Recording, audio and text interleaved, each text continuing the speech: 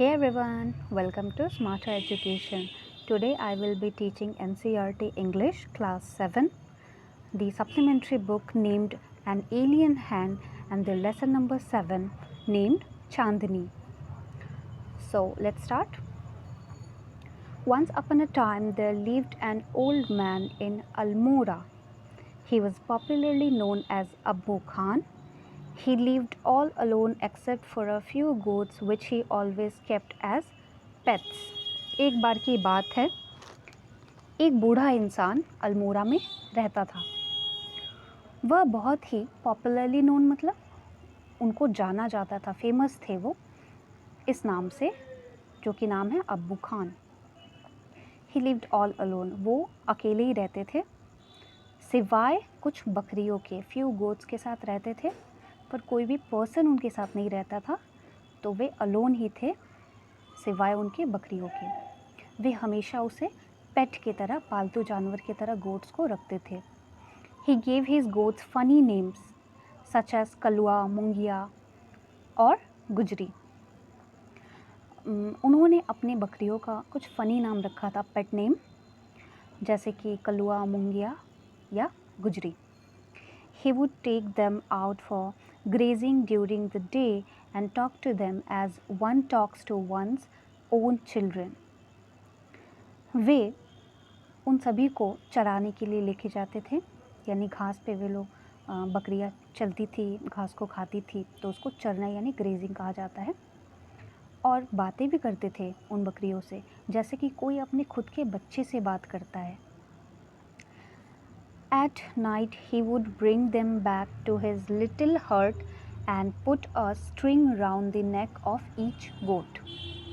दिन भर ग्रेज कराने के बाद रात को वे सारे बकरियों को अपने लिटिल हट यानी छोटी सी कुटिया में, झोपड़ी में वापस लाते थे और उनके गले में, हर एक बकरी के गले में रस्सी से बांध देते थे। स्ट्रिंग मतलब क्या होता है? धागा, रस्सी। Poor Abu Khan was a little unlucky in the matter of his goats. बेचारा अबू खान, वे थोड़े से अनलकी यानी दुर्भाग्यशाली थे बकरियों के मामले में, क्योंकि वे बकरियों के साथ ही रहते थे और कोई तो मेंबर था नहीं उनके फैमिली में। Very often at night one of the goats would pull at the string till it broke loose and then would disappear in the hills beyond. बहुत बार तो ऐसा हुआ है कि रात में बकरियों को उन्होंने जो बांध के रखा हुआ था स्ट्रिंग से, तो वे बहुत स्ट्रेंथ लगाती रस्सी को तोड़ने के लिए, और तब जब तक रस्सी लूज़ नहीं हो जाती स्ट्रिंग, तब तक वे पुल करते ही रहती थी, उसे खींचते ही रहती थी और फिर भाग जाती थी। कहाँ पे? हिल्स यानी पहाड़ों के बियॉन्ड, यानी पहाड़ों के पार, हिल्स में चली जाती थी। Goats in hilly regions hate being tied to trees or poles. जो हिली रीजन्स मतलब पहाड़ी क्षेत्रों की बकरियां होती हैं जो वहीं पे रहती थी, तो उन्हें बंधे हुए पसंद नहीं है, बंधे हुए रहना, यानी कि उनको फ्रीडम चाहिए। वो ट्रीज़ यानी पेड़ों पे या पोल में कहीं भी आप बांध दोगे, उनको बंधे रहना पसंद नहीं है, उनको खुला पसंद है, क्योंकि हिली रीजन्स की गोट्स जो है वो वहाँ पे बिना स्ट्रिंग गले में कुछ भी बंधे हुए रस्सी वैसे ही रहना पसंद करती है। दे लव देयर फ्रीडम, उनको उनकी आज़ादी बहुत पसंद है बकरियों को। Abu Khan's goats were of the best hill breed. Breed means होता है जाति, जैसे नस्ल, हर एक जानवर की ब्रीड होती है। डॉग, गोट, सबकी बहुत सारी अच्छी और थोड़ी ख़राब, चीप, हर टाइप की ब्रीड होती है, अलग अलग टाइप की। तो अबू खान के पास जो गोट्स यानी बकरियों की ब्रीड थी वो बेस्ट हिल ब्रीड थी, मतलब वो हिली रीजन से ही थी, लेकिन वो बेस्ट क्वालिटी बोल सकते हो, पर क्वालिटी तो प्रोडक्ट होता है, तो ब्रीड अच्छी जाति की थी, अच्छी नस्ल की थी। दे टू लव देयर फ्रीडम, इन्हें भी फ्रीडम यानी आज़ादी बहुत पसंद है, क्योंकि हिली रीजन से जो भी बकरियाँ आती हैं उनको आज़ादी ही पसंद है, उन्हें बंधे रहना बिल्कुल पसंद नहीं है। So whenever they got the chance they would run away only to get killed by an old wolf who lived in the hills. Hills यानी पहाड़ियों में वुल्फ भी रहते हैं, यानी भेड़िया भी रहते हैं। तो क्योंकि बकरियों को फ्रीडम पसंद है, वे वहाँ हिल्स में खुले रहना पसंद है उनको, ऐसे ग्रेजिंग करना। लेकिन वे जो बूढ़े भेड़िया है उसका हमेशा शिकार बन जाती है, क्योंकि जब भी वे खुले वहाँ पे घूमती है बकरियाँ भाग जाती है अब्बू खान के पास से, तो जो ओल्ड वुल्फ है उसको खा जाता था, सारी बकरियों को मार डालता था। Whenever one of his goats disappeared, Abu Khan was very sad। जब कभी भी अबू खान की कोई भी बकरी या बोल सकती हो सारी बकरियां गायब हो जाते थे तो अबू खान बहुत सैड यानी दुखी हो जाते थे। He did not understand why even the juiciest grass and grains that he gave them and all the love that he showered on them would not stop this unfortunate goats from running straight into the jaws of death। Abu Khan ये समझ नहीं पाते थे कि वे इन बकरियों को juiciest grass मतलब रसीला घास खिलाते थे, मतलब फ्रेश, जिसमें जूस यानी लिक्विड होता था, वो सूखा नहीं होता था, ग्रास बिल्कुल ही जूसीएस्ट होता था, वे खिलाते थे और इतना प्यार बरसाते थे। शावर्ड मतलब बरसाना, प्यार बरसाते रहते थे, बहुत केयर करते थे। फिर भी ये अनफॉर्चुनेट जो गोट्स है वो भाग क्यों जाती थी, और वो भी जॉज ऑफ डेथ मतलब मौत के जबड़े में, यानी वो जो वुल्फ है ओल्ड वुल्फ वो तो उसको खा जाता था, किल कर देता था, उसी को यहाँ पे रेफ़र किया जा रहा है जॉज ऑफ डेथ। जो भी बकरी वहाँ भाग जाती थी अबू खान के पास से वो बचती नहीं थी, वो शिकार हो जाती थी ओल्ड वुल्फ के। तो अनफॉर्चुनेट थी ये गोट्स, फ्रीडम के चक्कर में दुर्भाग्यशाली हो जाती थी, किल्ड हो जाती थी। Are these goats mad, he wondered. Abu Khan सोच रहे थे, वंडर्ड मतलब सोच रहे थे, विचार रहे थे कि ये जो बकरियां हैं ये क्या पागल है, और was it their love for freedom, या फिर ये उनका प्यार है आज़ादी की तरफ। क्योंकि ह्यूमन को अगर कोई बहुत अच्छे से अपने पास रखे, खाना दे, प्यार बरसाए, तो वे तो नहीं भागेंगे, लॉयल रहेंगे। तो इसीलिए अबू खान अमेज्ड हो रहे थे कि इतनी आज़ादी उनको पसंद थी बकरियों को कि वे डेथ तक ले जाती थी उनको, वे बच ही नहीं पाती थी, तो फ्रीडम कहाँ से देखेंगी। But freedom meant struggle, hardship, even death. पर फ्रीडम जो है, आज़ादी, उसका मतलब है स्ट्रगल यानी संघर्ष, हार्डशिप कठिनाइयाँ, इवन डेथ मौत भी।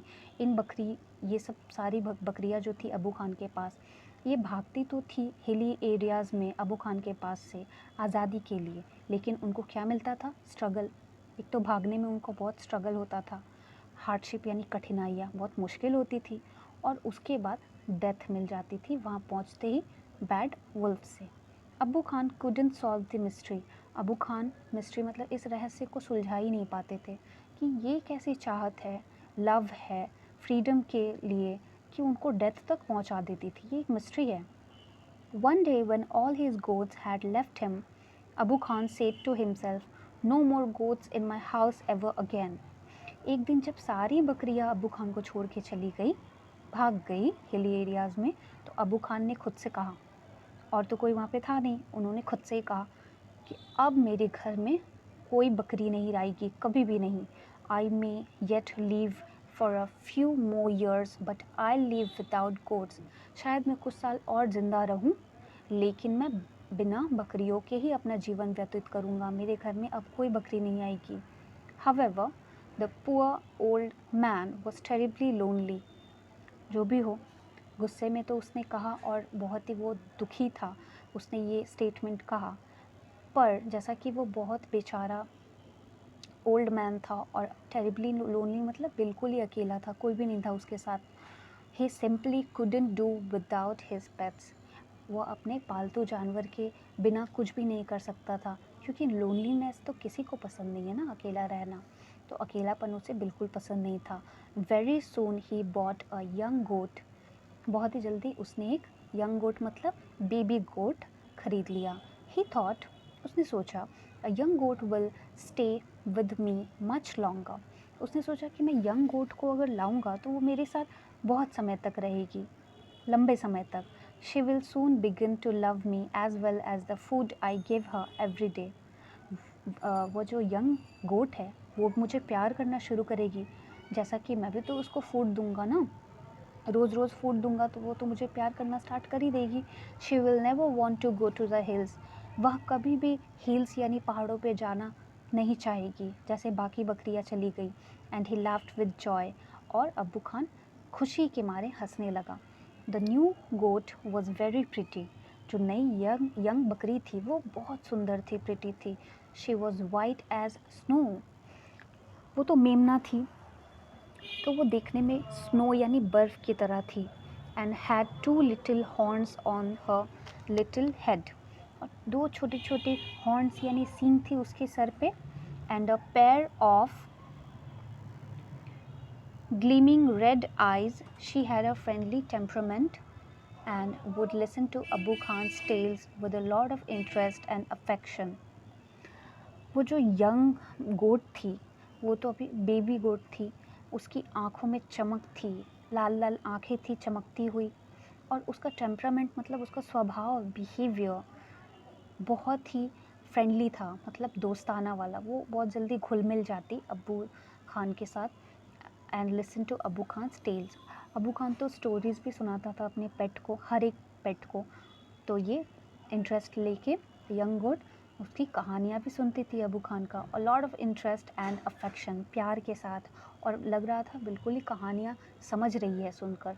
अबू खान कॉल्ड हर चांदनी, अबू खान ने प्यार से उसका नाम चांदनी रखा, विच मीन्स मून लाइट। चांदनी का मतलब ही है moon light. He loved Chandni and would narrate to her stories of all his friends who were dead and gone.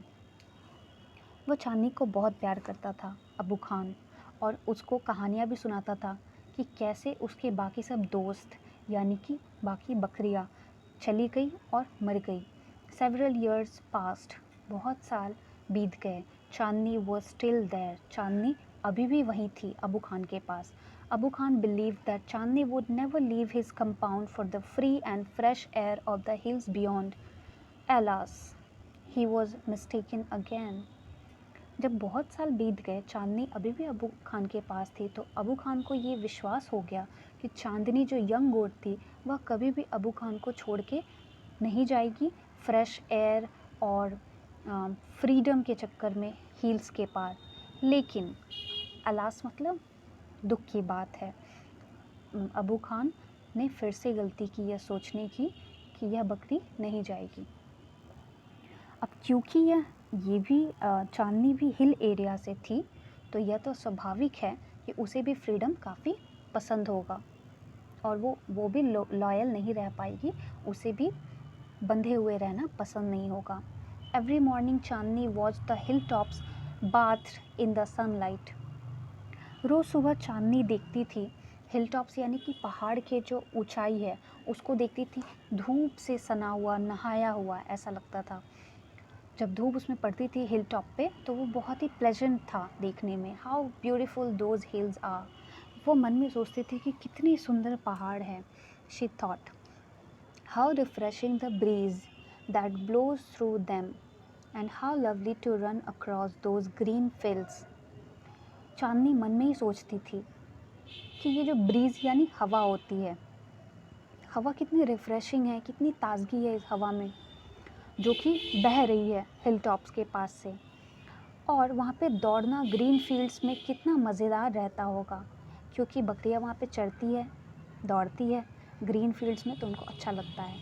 She ran towards the hills but had to stop with a jerk, वह दौड़ी hills की तरफ पर एक झटके से रुक गई। जर्क मतलब झटका होता है।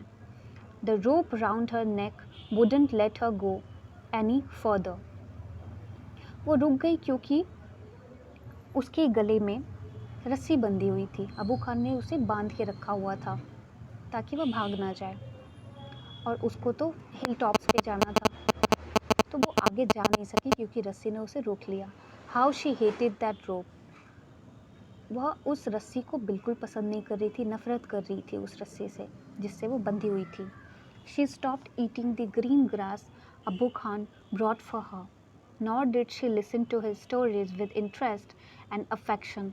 अब वो धीरे धीरे ऑफेंडेड होने लगी, यानी जो वो काम करती थी अब वो नहीं कर रही है, वो नाराज़गी दिखाने लगी।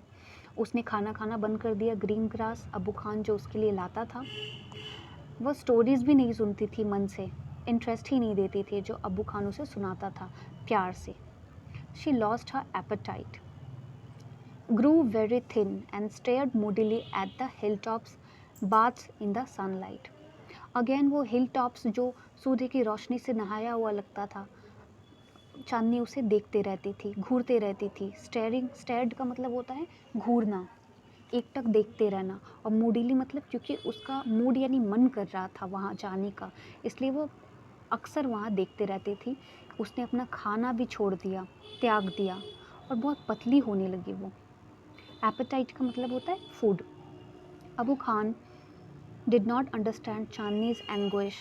वो समझ नहीं पाया कि इसका जो ऑफेंडेड बिहेवियर है, एंग्विशनेस, वो क्यों हो रहा है। At last she decided to speak to him frankly. Last में यानी अंत में चांदनी, शी मतलब चांदनी ने डिसाइड किया कि अबू खान से फ्रैंकली यानी साफ साफ मैं बोल देती हूँ जो मेरे मन में है।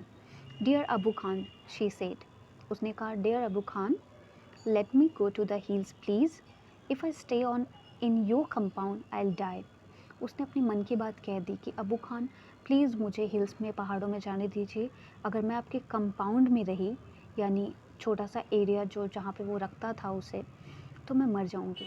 Now Abu Khan understood Chandni's problem. अब अबू खान को समझ में आई कि क्यों वो ऑफेंडेड बिहेव कर रही है। बाकी सब काम, खाना कुछ नहीं खा रही है, स्टोरीज़ नहीं सुन रही है। अबू खान ने समझा, but it made him very unhappy. पर अबू खान काफ़ी दुखी हो गया। अनहैप्पी मतलब खुश नहीं हुआ बिल्कुल, वह अनहैप्पी हो गया। The earthen pot which contained Chandni's breakfast fell from his hands and broke into 1,000 pieces. Abu Khan के हाथ में जो अर्दन पॉट यानी मिट्टी का बर्तन था जिसमें चांदनी के लिए ब्रेकफास्ट लाया था, उसने हाथ से छूटकर हज़ारों टुकड़ों में, पीसेस में बट के टूट गए। Why do you want to leave me Chandni, Abu Khan ask. Abu Khan ने पूछा, तुम मुझे छोड़ना क्यों चाहती हो Chandni. I want to go to the hills, Chandni answer. Chandni ने साफ साफ कह दिया कि उसे हिल्स यानी पहाड़ों पे जाना है। Don't you like the food है, I will give you tastier food and a much longer rope. Abu Khan ने कहा कि क्या तुमको यहाँ खाना पसंद नहीं आता, मैं तुमको स्वादिष्ट से स्वादिष्ट खाना देता हूँ और लंबी रस्सी भी देता हूँ, ताकि तुम थोड़ी दूरी तक कंपाउंड में घूम सको, चढ़ सको। No thank you, let me go to the hills. उसने साफ साफ कह दिया कि नहीं, मुझे हिल्स पे जाने दो, पहाड़ों पे।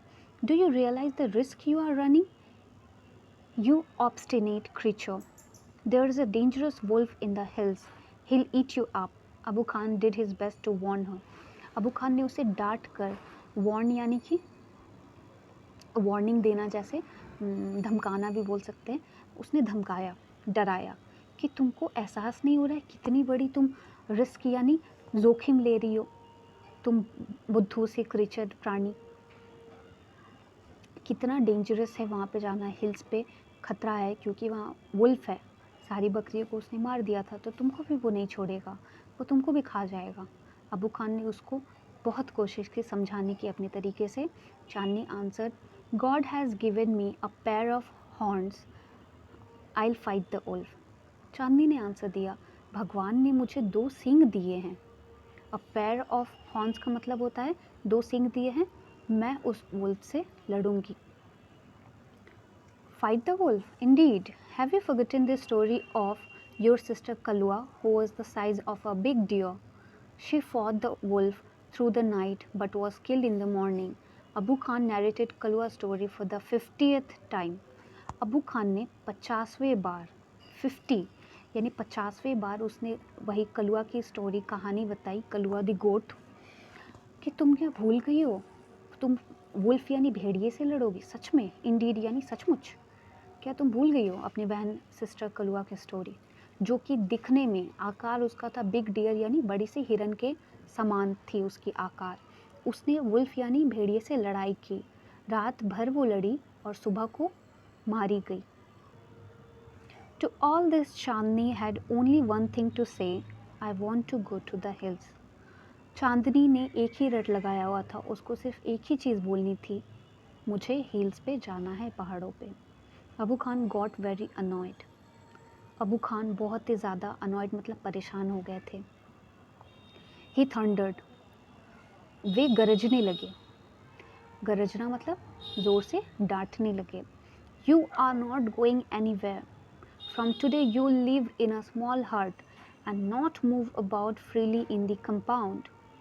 गुस्से में अबू खान ने कहा, तुम कहीं नहीं जा रही हो, आज से तुम छोटे से हट में यानी झोपड़ी में रहोगे और तुमको आज़ादी भी नहीं मिलेगी कंपाउंड में।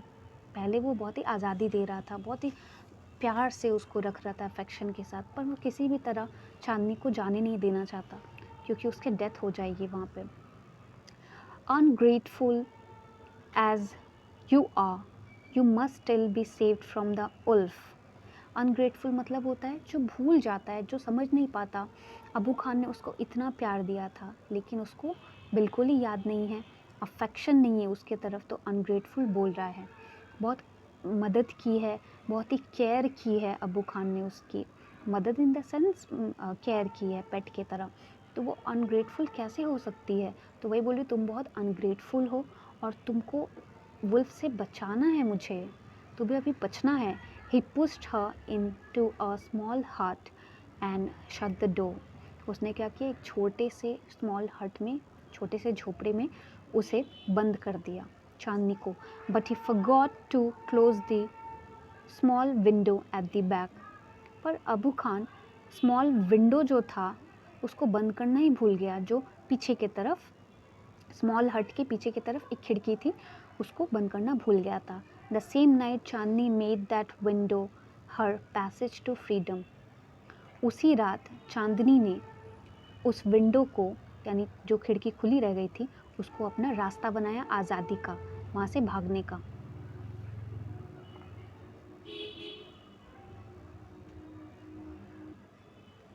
चांदनी रीच द हिल्स, चांदनी पहाड़ों पर पहुंच गई।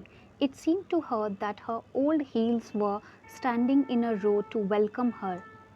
उसे ऐसा लगने लगा कि जो पुरानी पहाड़ियाँ थी जहाँ पे पहले रहती थी वह, तो उसे बुला रही है। इन अ रो मतलब पहाड़ जो है एक लाइन में खड़े हुए हैं और उसको वेलकम कर रहे हैं और बुला रहे थे जैसे। She felt like a child meeting her parents after years of separation.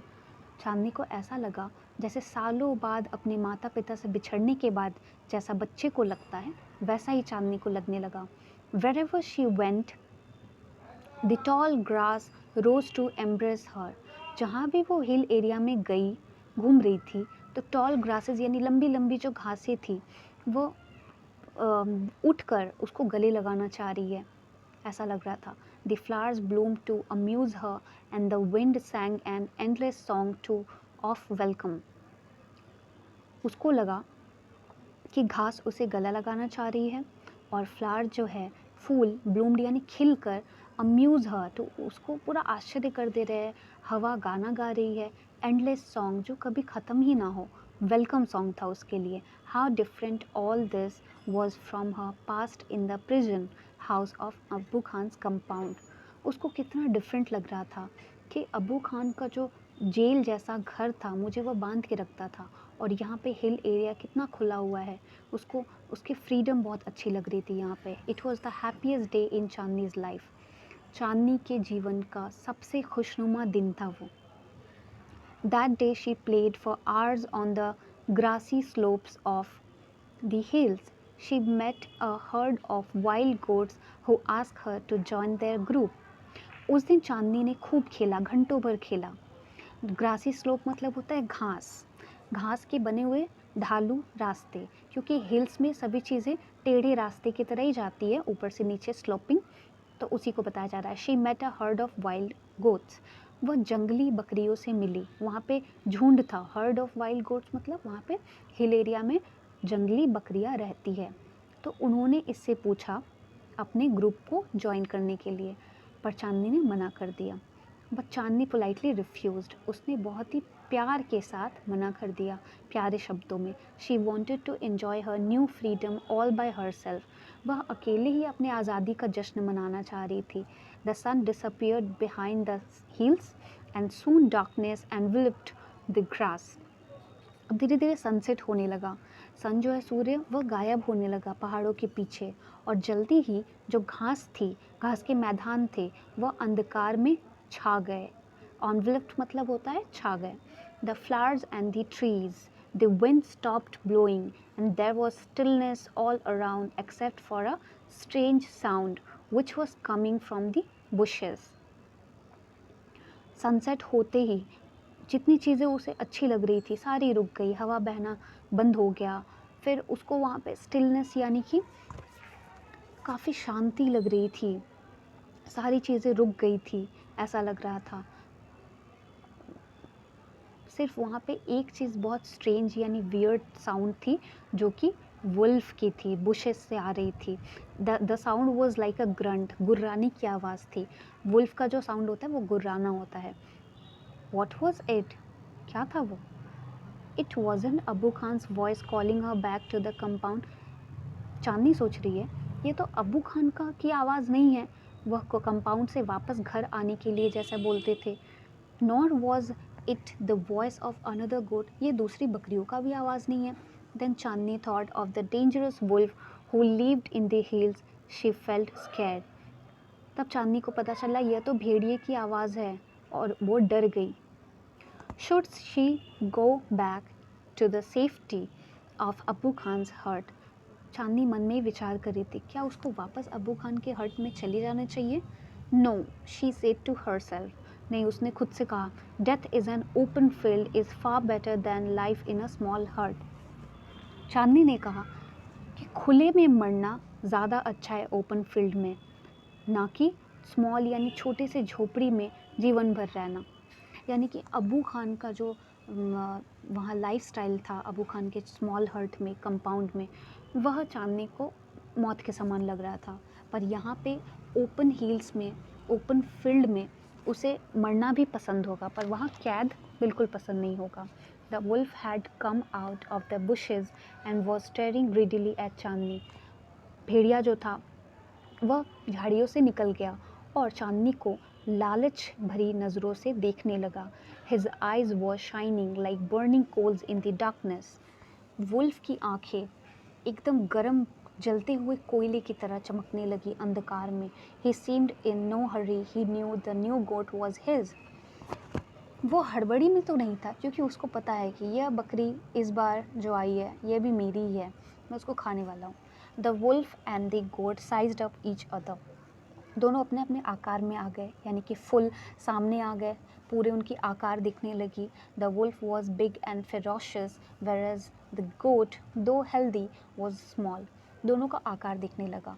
Wolf जो था वह बड़ा साइज़ का था, आकार उसका बड़ा था, और फेरोशियस मतलब थोड़ा भयंकर भी था। लेकिन गोट जो है चांदनी, वह हेल्दी तो थी पर साइज़ में छोटी थी, स्मॉल थी। But small is not weak, पर छोटा होना कमज़ोर होना नहीं बताता है। Chandni stood firm on her legs. Chandni अपने पैरों पर डटी रही क्योंकि वो पहले से प्रिपेयर्ड थी। उसको पता था कि उसको वुल्फ से फाइट करना है। Head slightly bent and horns jutting out. Chandni ने क्या किया, अपने आप को थोड़ा सिर को बेंट यानी झुका लिया और हॉर्न्स को काफ़ी बाहर की तरफ निकाल लिया। जटिंग आउट का मतलब क्या होता है, अपने सींग को बाहर की तरफ निकाल लिया, क्योंकि यही उसका वेपन था फाइट के टाइम में।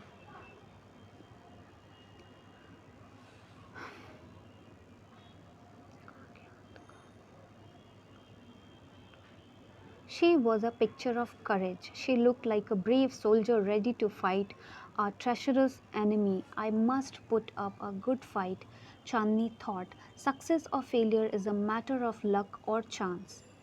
चांदनी ने अपने आप को कहा कि जीतना या हारना,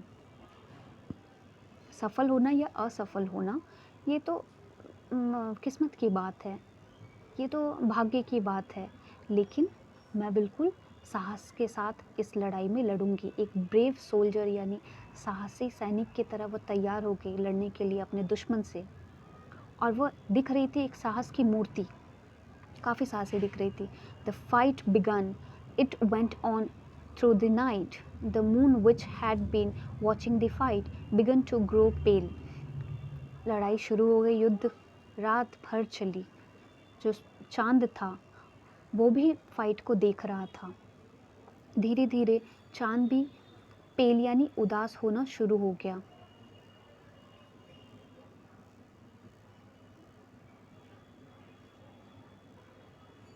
And suddenly hid behind the clouds. The stars also began to disappear one by one. A faint light appeared in the east, and the morning call for prayer came from a distant mosque.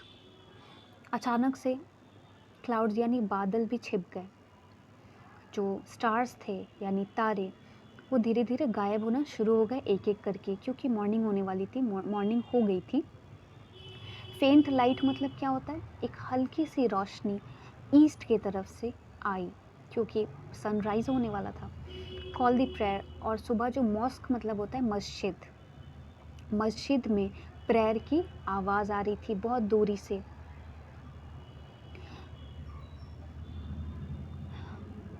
Morning के समय ये सारी चीज़ें होती है। The first rays of the sun saw Chandni lying on the ground. पहली सूरज की पहली किरण से यह दिखा कि चांदनी जो यंग गोट थी वह ग्राउंड में पड़ी हुई है। She was completely soaked in blood, खून से सनी हुई थी, बिल्कुल खून में डूबी हुई। The wolf tired and sleepy was getting ready to devour her.